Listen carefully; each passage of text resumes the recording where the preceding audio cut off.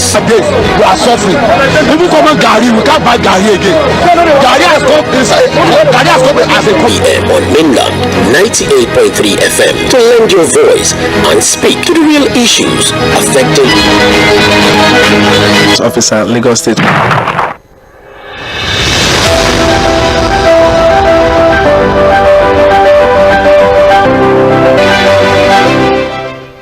Good afternoon and welcome to Open Forum on mainland 98.3 FM, the sound of Lagos. The time to talk is now.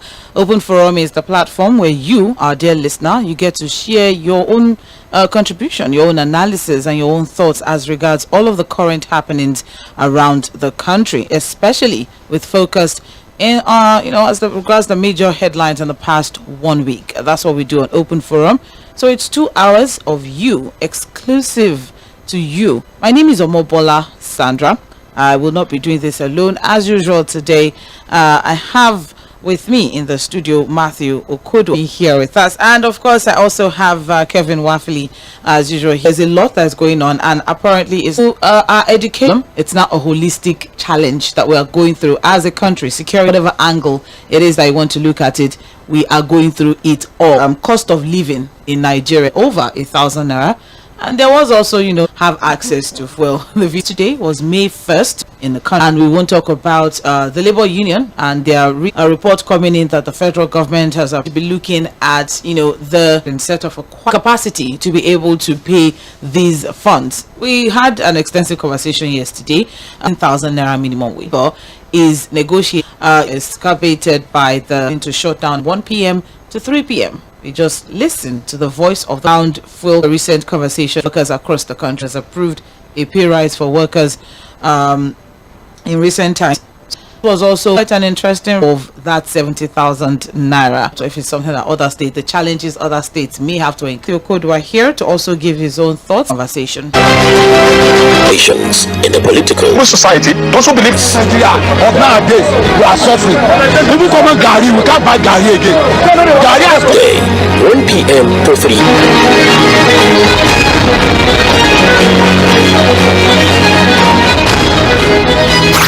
Mainland 98.3 FM, the sound of Lagos.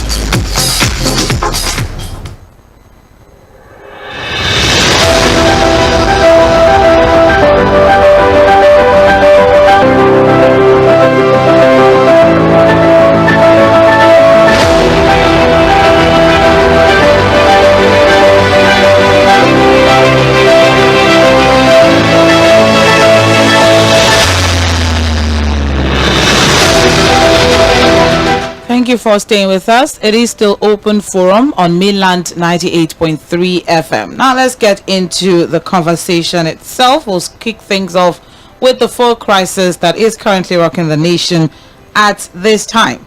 How bad is the fuel situation, or how bad has the fuel situation affected you, Mr. Okodo? Let's start from there, because we've seen videos, we've seen pictures. People are paying an arm and a leg to get through. Transportation is now ridiculously expensive. Aside from that, even if you can afford to even get to ply the public transport, buses aren't available either, because most of the buses are at the filling station trying on the queue trying to get full. So how bad is the situation, the full situation generally speaking? Thank you very much. It's as bad as anybody can imagine. Because I don't live in the moon. I live here with everybody in Nigeria. We're all experiencing it. Yes, we're all experiencing it.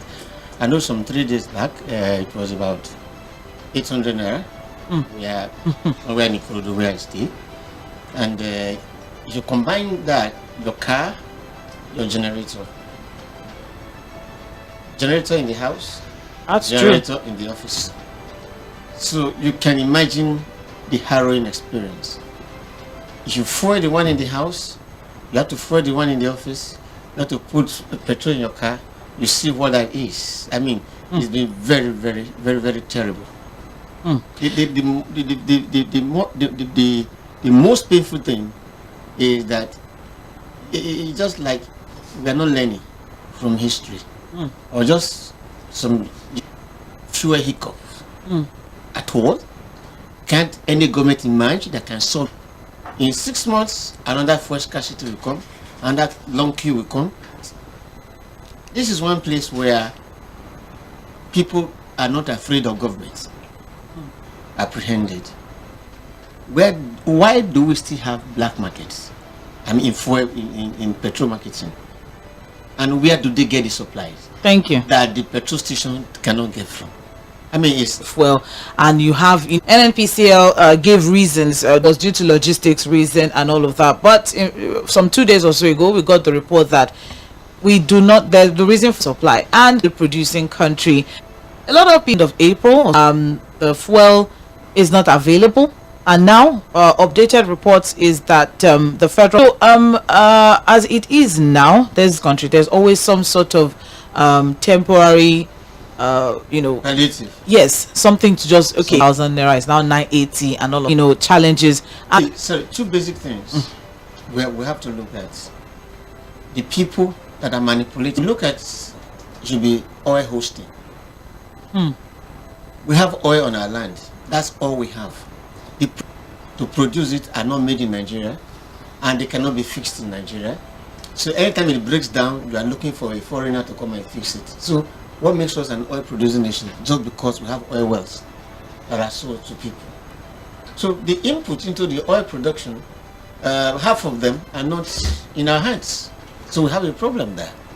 So once we discover oil in Nigeria, it was necessary for us to also develop our citizens' capacity to operate it for us, but we didn't.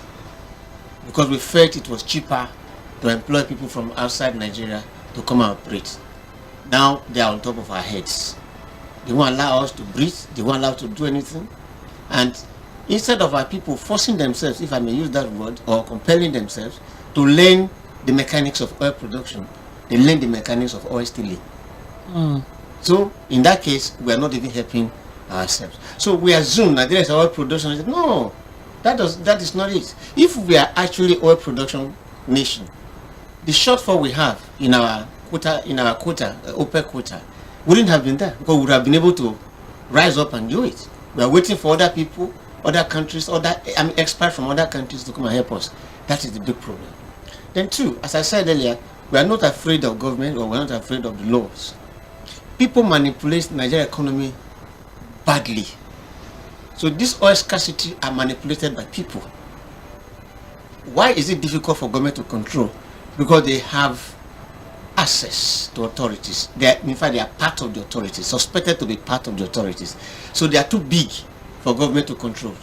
So that is why, until we have a government who is ready to die implementing laws, enforcing laws, we keep having this problem, including the forests we have been talking about. They are all there. People are manipulating them to their own advantage.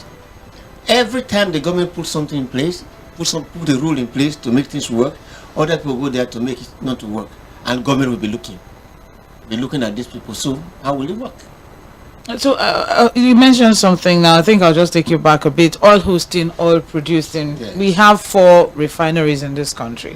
Why is it so difficult for our government to pay attention? That's exactly what I was saying.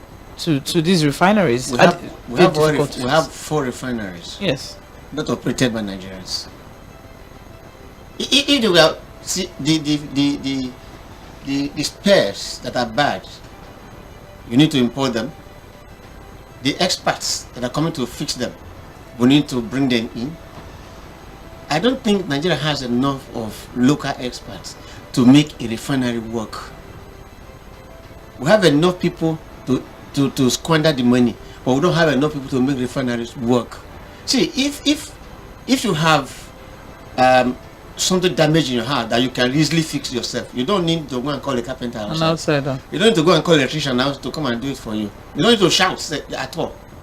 One roof is pulled off by storm, you just climb the place and fix it yourself. Nobody will know that something is happening. We are under this pressure because we are not prepared to have all these things. You know, when they were new, it was like, oh, we have arrived. Then their last span are beginning to expire. There's nothing more to do. The quota we are given, we cannot even meet it. Why? Because the refineries are bad. Why can't we fix the refineries? Why? Because the cost of fixing the refinery is so huge. It's so huge because everything comes from outside. Oh, but Mr. Okothwa, for years now, way before, last year, we had there's the provision for turnaround maintenance on this refinery, about 200 and something million every month. All right, and it increases over time due to forex exchange rates, situations and all. So there's fund available, for turnaround maintenance and also to check. And there are people who work at these refineries, this moribund refineries are not active, but there are people working there. There are people earning salaries there. So where's the money, the funds to run the place without it being active? Where's it coming from? Let's get it right. Let's not get it wrong. Okay. Because you are voting billions, millions and billions to reactivate the refineries. If you go there and spread the money on the refineries, the money will not work the refineries. The money as cash will not work the refineries. You need the expertise to work the refineries. And you say we don't have the human resources to do this? Okay, can you not tell policies more? We have to think there. Take a look at who is the current. It's from Niger Delta. So to me, because you're a Niger Delta, you become an oil expert. It's from the Niger Delta. So there has to be critical appraisal of inputs into oil production. Any production is the bedrock of our economy that you don't trifle with it. You don't politicize it. Make it work. The same thing with power. These are things you don't just say because you are from Niger Delta or because you are from here, be in charge. No. Look for people who can do it. It's the person that can do it. QED. Nigerians are not interested whether, because oil is in the Niger Delta, so the person who will be the managing director of whatever must come from the Niger Delta, even if it doesn't have anything. People that don't require, places that don't require expertise, you can just put anybody there. Don't just put anybody there. People who can, because 410, that is the Knocking the Nation with the many hurdles that people are next focus for the day. Thank you. Yes. Your guy said that we should go back to the drawing board here. Truly, Nigeria is a blessed country. The place of maybe 300 naira before, now this the leader. Where is the dream now? That God will pass credential one day, and we have the scarcity of dream of 32 years, and there is nothing to write. 6,410. That is the number to call. All right. Don't forget that you can send messages on our live chat platforms on Facebook and YouTube at Mainland 98.3 FM. So you can join the conversation there as well. Still on this particular conversation, so we can move on to the next because we have a lot to discuss today. All right, because we're moving on now to minimum wage, but still on this, what exactly would you say is the way forward? Who should we hold responsible for this quagmire that we have found ourselves now as regards oil? Should we look to government policies? Should we look to NNPCL? Should we look to Dangote Refinery? Should we look to the marketers? Or should we look to ourselves? The government cannot run away from this. Government is the driver of the economy, is the driver of the policies. Government policies dictate the direction that the economy goes. So, first is the government. And two, when you're talking of Dangote Refinery, we're not going to hold Dangote Refinery responsible because it just came upstream yesterday. So, he has not made any significant impact that we can be proud of for now, but we have the prospect that it can. But look at it this way. I've always said it. It took Dangote about 7 years to put that refinery in order, and our refinery, the other 4 government refineries, have been bad for over 10 years. We've had Obasanjo regime in this Fourth Republic. We've had Yar'Adua's regime, we have Jonathan's regime, we have Buhari's regime, close to about 15-16 years put together. Government could not construct one new refinery, but Dangote did it. it shows the mindset of people you put in place. And all these governments I mentioned, all these regimes I mentioned, they had ministers of petroleum. The president themselves are the ministers. Then they had Minister of State. Nobody can move the idea that, oh, let's have a new refinery while we are battling with these four. If these are beyond saving, beyond repairs, then okay. let's. So if only Dangote could construct one refinery in 7 years, and 4 governments in Nigeria could not construct one in about 16, almost 20 years, what does that speak to you? It speaks to you of a people who are not ready for good governance, a people whose impression of governance is what can I get, not what can I put. They don't want to put anything, but they just want to get. How can you look at a refinery for so many years and nothing's happening? You are pumping money into it, turn around, maintenance is not even turning around, and you are not asking questions, you are not doing anything about it as a government, because the powers behind the evil of this thing, they are part of governments. That is why they are not doing anything. So it is government we are going to hold responsible. Whether it is, we are talking of policy, we are talking of policy implementation, everything lies on the shoulders of government. We have the government, whoever the government is, before now or hereafter, should know that we are not playing in this country, that Nigerians are suffering in the midst of plenty. Why? Because somebody has not given us a way to harness the resources we have for our own benefits. Do you think a reversal of the removal of fuel subsidy would one way or the other correct this issue? It may not correct it. It may not correct it. I use the word may because if there were natural happenstances, it could happen, it could work. But these are human circumstances that are manipulating the economy, and they are stronger than government. These human beings are stronger than governments, I'm telling you. So we cannot do anything about it unless you beg them or you kill them. So if you cannot beg them, you kill them. So if you cannot kill them, you beg them. Whichever way, government will do something to get this thing fixed. Well, you are listening to Open Forum 0913600410. So apparently, do you agree with Matthew Okodua that we shouldn't be named an oil producing country? Rather, we should just go by the reality of what it is. We are just an oil hosting country where we have the products, we send it out, and then we get it back, and then we use it. And here we are now, and we do not have it, despite the fact that we have it in abundance. I don't know if that even makes any sense, but if you can make sense of it, join the conversation. 0913600410. Do you agree that we should be oil hosting rather than oil producing, and is that the reason why we are going through whatever it is that we are going through at this time now?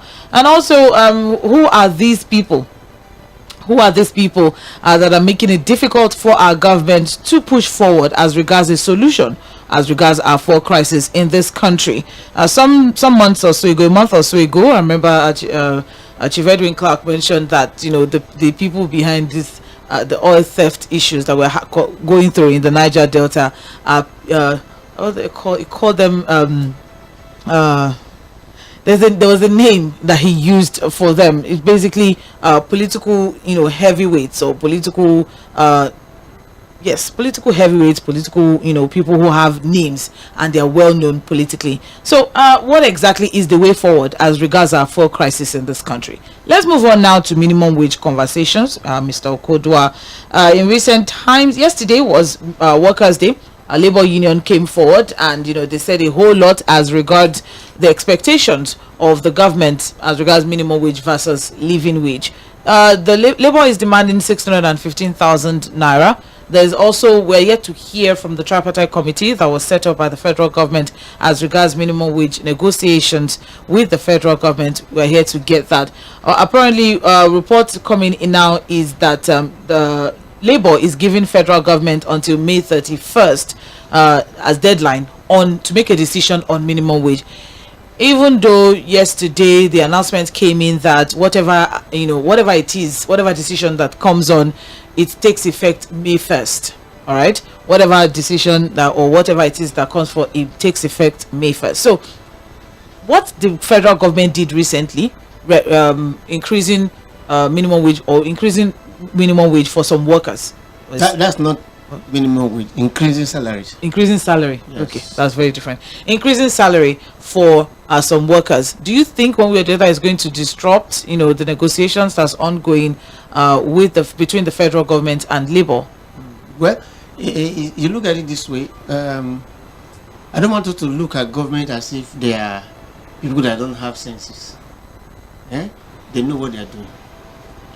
Government knows exactly what it's doing by doing that. Already, you should understand by now, government knows or have an idea of what the tripartite committee is going to recommend. So what we had is the president's normal, at times midday broadcast. They will always say, okay, 7% increase. Almost always, presidents do that.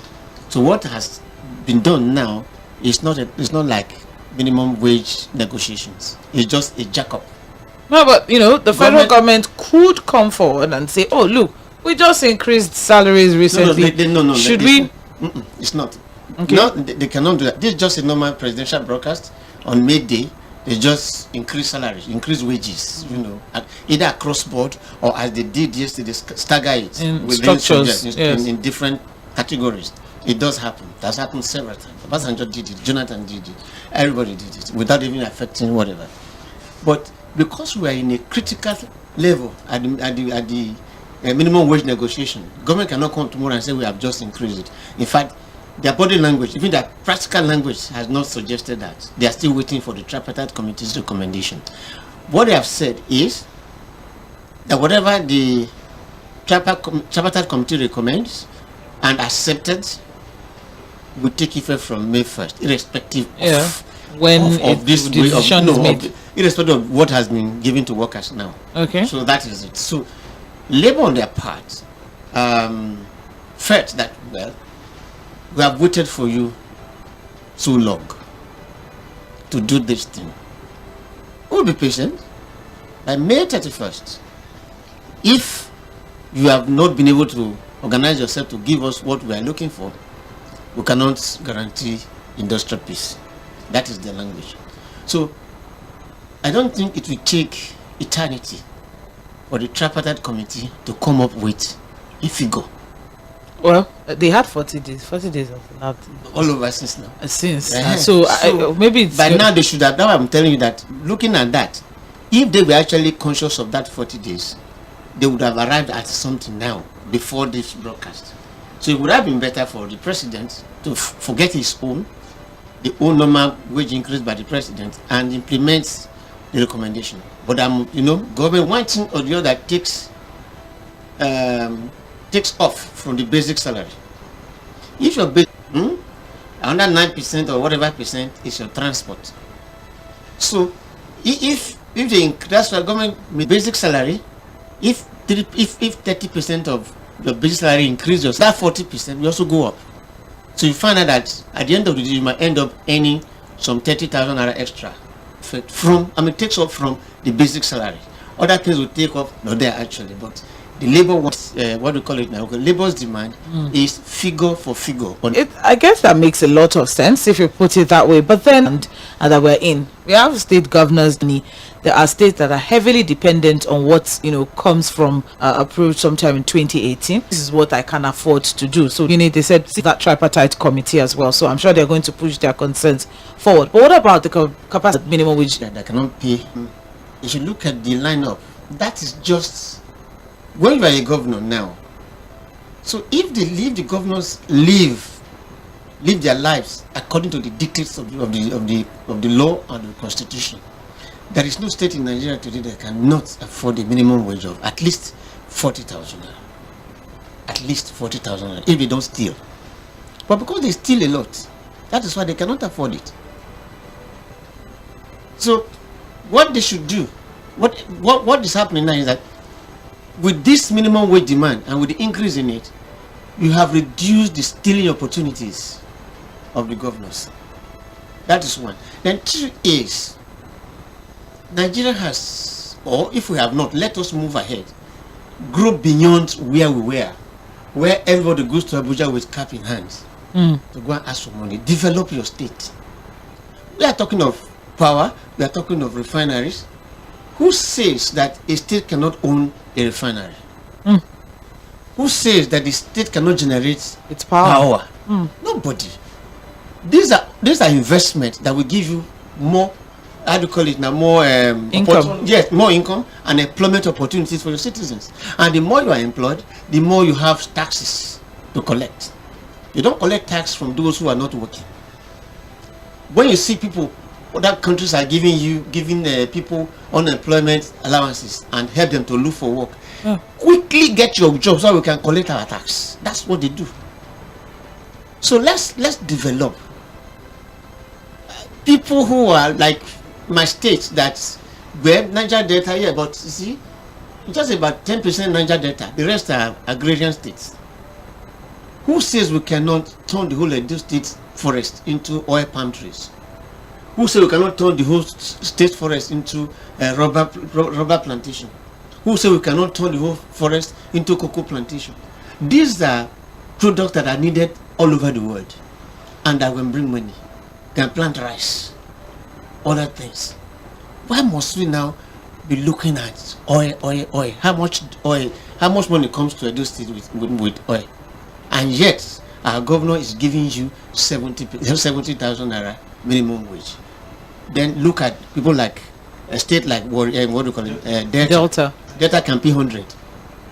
Akwa Ibom is giving them 40. See Akwa Ibom Cross River that's making it 40,000 now. Do you know? That means that state can pay 100. Rivers can pay 100. Bayelsa can pay 100. Bayelsa is still less than 1 million people today. They can still pay 100. So if they are not stealing, if the governors are not stealing, they can make money. Let them industrialize their environment in their states. In fact, I wish there's a law that's okay for the next 2 years, no federal allocation to any state, and see what will happen.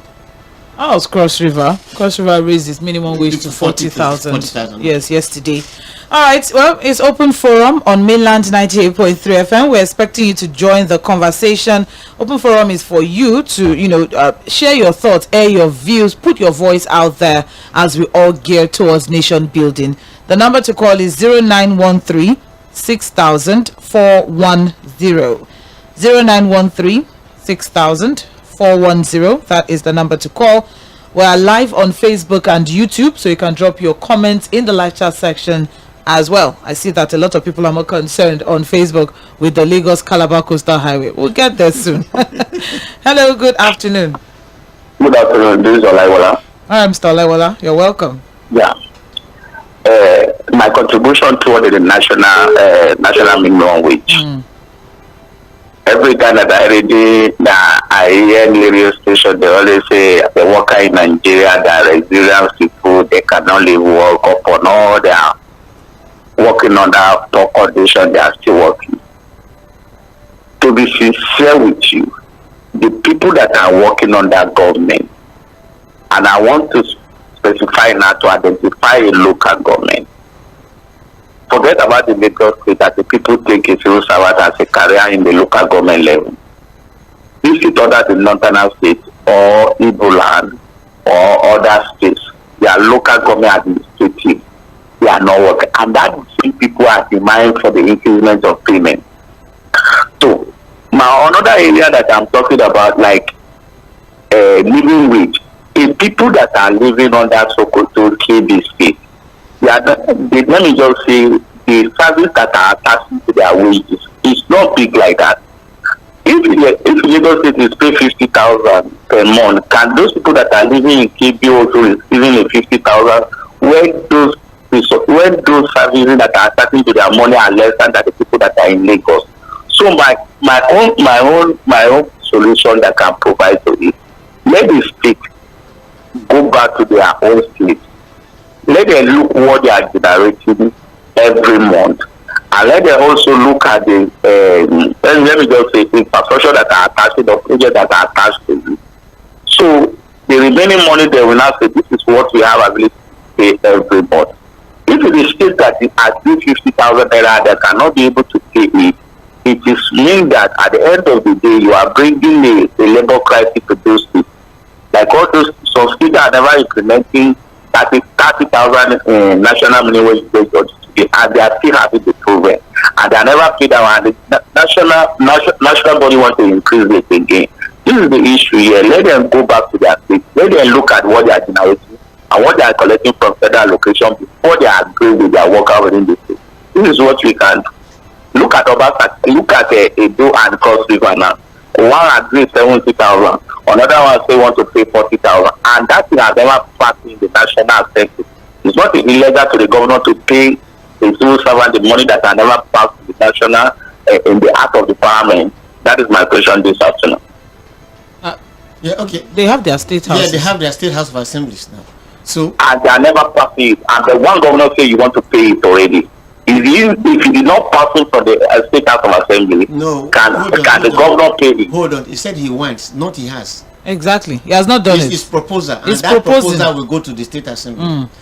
Few things you said that I think I want to respond to is that the local government, for instance, and this is actually let's look at the mind of government, whether local government, state government, or whatever, or federal government. Is that civil servants are actually not all civil servants are actually working and productive. Look at it. Look at some states. Some states now say because of this, oh, you go to work 2 days and stay at home 2 days and come 1 day. Companies don't do that. Companies that are productive don't do that. So the government look at all these things that it's as if they are actually dashing you your salary. If they were critical workers that without them nothing will move, government will not do that. Government look at them as they're just here. What are you doing? So my final question is that, so can the local government afford this same money? Yeah, that's my question. Can local government afford to pay this in a national minimum wage? There is nothing like national minimum wage. What we're saying is this is what government said, the federal said they would do. The state has their own rights to decide based on their own ability what they can pay. State A may not be forced to pay what state B is paying. State B will not be forced to pay what state Z is paying. And the local government too, they will also fix their wages based on their income.